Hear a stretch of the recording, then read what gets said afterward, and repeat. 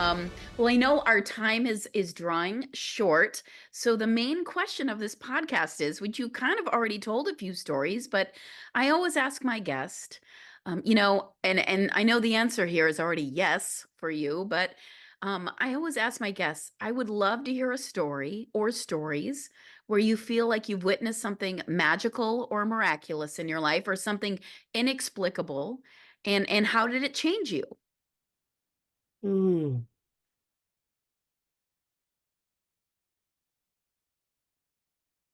I think the story that comes to mind, two stories come to mind, and maybe I can tell both. Um, so um, so when I went to my first Sundance, I had no idea what I was getting into, and Sunny, my teacher, just said, "Come with us, do what we do," and um, and so I did, and it was um, one of the more challenging experiences of my life because I wasn't actually prepared, and I didn't actually bring the right gear, and so I was either boiling or freezing or wet the whole time, and and um, and in spite of that, I saw spirits, and and that was just so uplifting, and um, I feel like they've been with me ever since. And um, I, I was drawn to buffaloes, pulling buffaloes, and eventually I was gifted with the name of um, Tatonka Wheatco Ikasha, which means crazy buffalo man.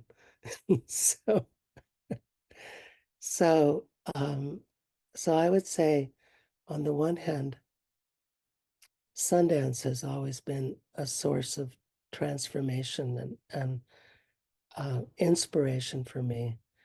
And and the other thing that came to mind was going to a night ceremony with a Yaqui healer.